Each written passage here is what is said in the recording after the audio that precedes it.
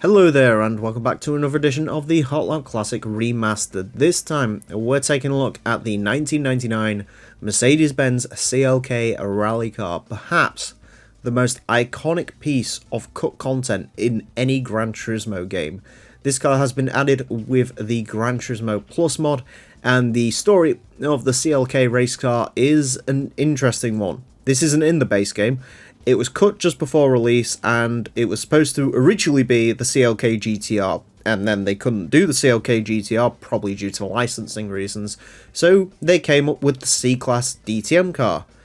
And then for whatever reason they decided they didn't want the Mercedes C-Class DTM, even though they do have DTM versions of the Alfa Romeo 155 and the Opel Calibra, so they put the statistics of the CLK, the C-Class DTM car, into a new car called the CLK race car, which we see here. And then for whatever reason they just dropped it. I don't know if there's more licensing pressure, I don't know. I mean, I can imagine Mercedes is a bit of a ball ache to work with when it comes to licensing, but yeah, it's just a bit of a weird one, the CLK race car. As I said, many different guises, but either way, it was cut just before release, and it's here with the Gran Turismo Plus mod. As I mentioned, statistics very likely coming from that C-Class DTM car, so it has 4-wheel drive, 547 horsepower, 1,060 kilos. It should be quick, but will it? Let's find out. It is going to get 6 laps off the Motorsports Land track in order to set the best time it possibly can. Our current leader is the Ford GT90 with a 28.180. Will the CLK race car beat that? Probably not. I don't really know, actually. It could. So 4-wheel drive, 550 horsepower, you might think this very well could beat that.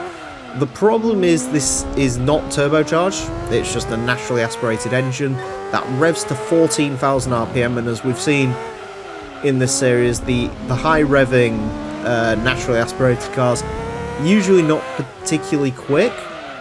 But we could see, I mean, it very well could be quick. I think it's going to go towards the top of the leaderboard. I think it's going to be one of the quickest cars we ever have. I think it would do well to beat that Cerberus LM edition that we had. That was at the top of our leaderboard for a very long time, the 28.620. I think that's what it would do well to beat. But we shall see. I hope it does well. Because, like I say, this is another one of those cars like the Polo where you've heard about it for, 10 plus years. And you finally get to drive it, and I hope it's just as good as my brain hoped it would be. Like I say, very high revving car, as you can hear. Very interesting engine note. I think it's the same engine note as you find on the Alfa Romeo 155 touring car and the Calibra, which they're all going to be quite interesting to bring around here as well. Although, as I mentioned, I don't think any of those cars are turbocharged. I think they're all naturally aspirated, so that isn't so much fun. Come on, CLK. Like I said, it just doesn't make much torque at the low end. And couple that to the fact that it is actually quite understeery. That is a problem this car does have, is understeer, and it really doesn't like the bumps. Really doesn't like the bumps. That slows it down quite dramatically when you go over the bumps. So let's see how this final lap goes. I hope we can do good by this car, because it's an interesting footnote in Gran Turismo history, this car.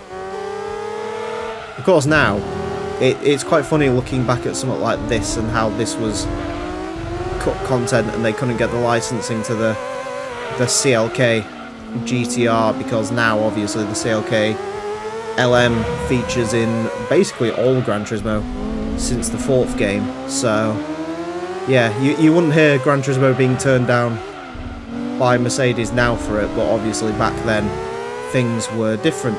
28.628. You know what I mentioned about that Cerberus LM car?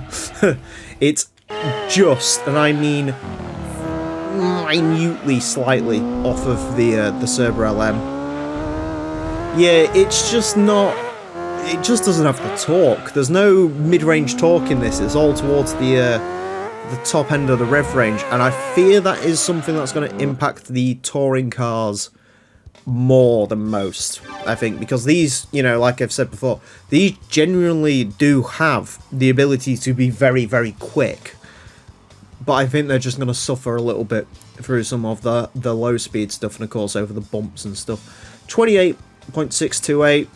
There could be a little bit more time in there. I think you could get past the Cerberell M edition. I don't think you'd go much further up though. I definitely don't think you'd be challenging anything like the Daihatsu Storia or even the GT90 or anything like that. But yeah, there you go. 28.628 will put it into 5th place. It is quicker than the Toyota GT1 race car, which is something quicker than the Chaser LM edition, Wiegert Vector, an NSX LM, and like I say, loses out fractionally to the TVR LM edition, Daihatsu Storia rally car. Yeah, it's for a car that's not supposed to be in this game, it's pretty bloody good, but it just suffers through.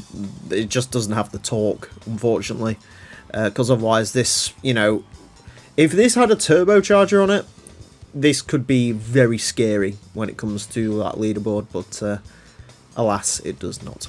Anyways, that's it for this episode. Thank you all very much for watching, and join me next time when I'll be driving something that wasn't cut from the game. So, until then, farewell.